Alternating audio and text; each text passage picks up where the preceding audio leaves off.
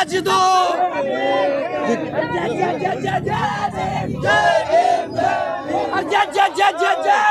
क्यों सर आज जय जय जय जय जय भीम, जय भीम, जय जय जय जय जय भीम, अरे जय जय जय जय जय भीम। हम लोग को स्वर्ग नहीं चाहिए, हम सबको इस देश में स्वर्ग बाबा साहब डॉक्टर अंबेडकर ने संविधान लिख करके और संविधान में अधिकार दे करके हमको शिक्षा का अधिकार दे के, चिकित्सा का अधिकार दे के, नौकरी का अधिकार दे करके हम लोग को जीते जी बाबा साहब डॉक्टर अंबेडकर ने संविधान बना करके स्वर्ग देने का काम किया है।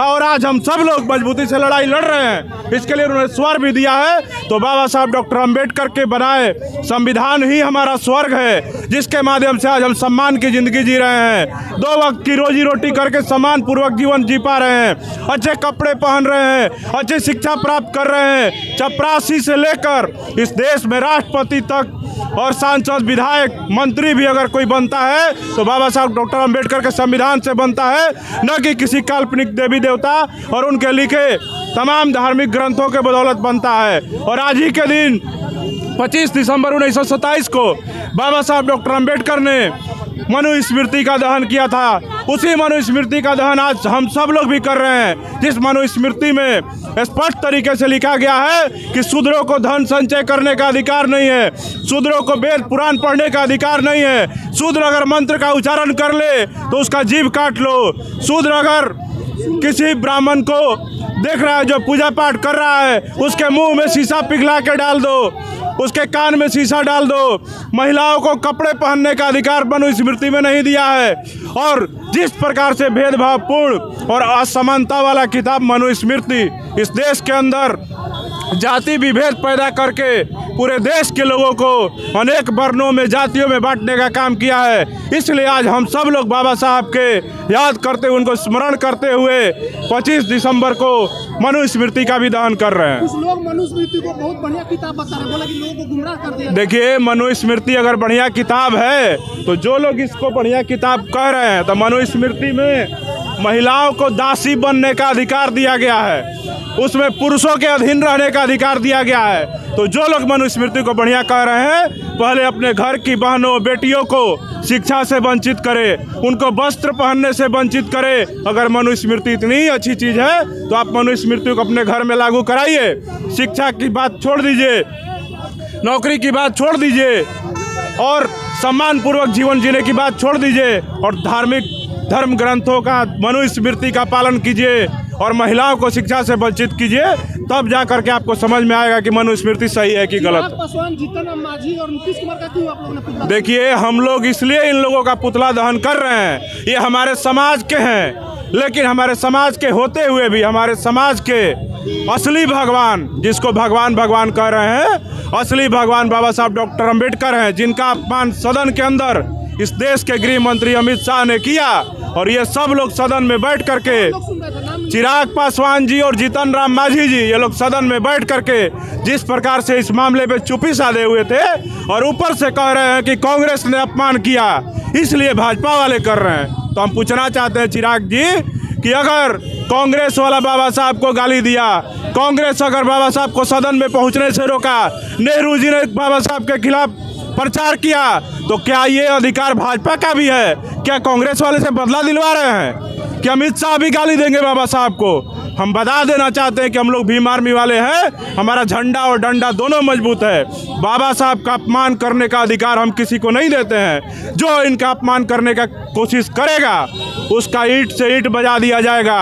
और ये अभी ट्रेलर है। अमित शाह अगर सार्वजनिक तौर पर सदन में माफ़ी नहीं मांगते हैं, जब अगला संसद का सत्र चलेगा तो पूरे देश के अंदर ये आंदोलन विकराल रूप लेगा। और बिहार विधानसभा चुनाव में आएंगे ना प्रचार करने, मैं दावे के साथ कहता हूँ आप सबके चैनल के माध्यम से कि बिहार के 243 विधानसभा सीटों पे अमित शाह, नरेंद्र मोदी और भाजपा के तमाम जो छोटे बड़े नेता हैं, बाबा साहब का अपमान करने के लिए उनको माफ़ी मांगते मांगते थक जाएंगे।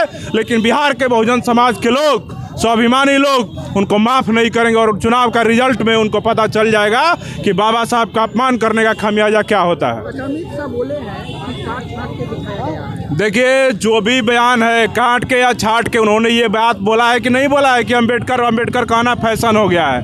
ये बात बोला है कि नहीं बोला है कि भगवान का नाम इतना लेते तो 7 जन्मों तक स्वर्ग पा लेते। अगर ये बात दोनों सत्य है कि नहीं है, आप हमको पहले बता दीजिए।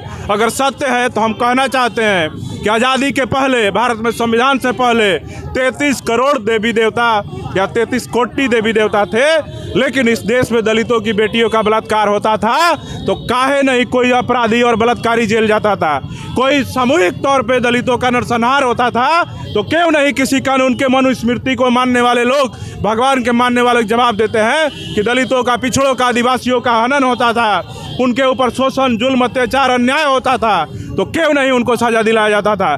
जब इस देश में स्वर्ग था, भगवान थे तो तमाम घटनाएं हो रही थी। अब संविधान हो गया है तो जो भगवान वाले हैं, भगवान वाले को भी संविधान ने ही न्याय देने का काम किया है। उदाहरण देख लीजिए, जब राम मंदिर नहीं बन रहा था देश में, इसी संविधान का प्रयोग करके सुप्रीम कोर्ट के न्यायाधीशों ने राम मंदिर बनाने का भी अधिकार दिया तो सिर्फ और सिर्फ बाबा साहब के संविधान से बना, न कि किसी धार्मिक ग्रंथों से, ना उसके किसी श्लोक से, ना किसी भगवान के आशीर्वाद से।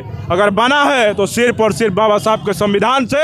तो मैं आप सबको बता देना चाहता हूँ कि इस देश में सबको मानना पड़ेगा कि भगवान से भी बढ़ कर के कोई है तो है डॉक्टर बाबा साहब, डॉक्टर भीमराव अंबेडकर, और भारत का संविधान रचयिता, और इस देश का भारत का संविधान सबसे सर्वोपरि है। मनुस्मृति आपने जलाया है, पर केस भी हो सकता है, कई लोग हैं। देखिए, भीम आर्मी वाले लोग हैं, हम लोग केस से, जेल जाने से नहीं डरते हैं। और हमारे जो नेता हैं उन्होंने इस देश आकर के भी उदाहरण दिया है।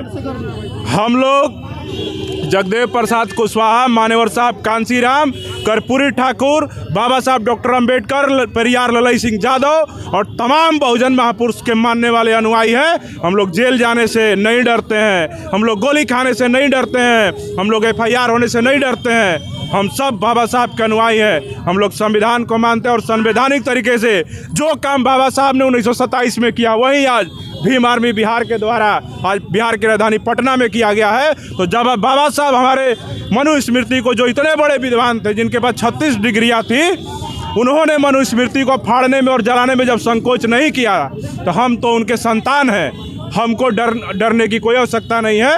हम लोग मनु की स्मृति को जलाएंगे भी, हर साल जलाएंगे और मनुस्मृति को फाड़ेंगे भी। शुक्रिया, बहुत बहुत धन्यवाद।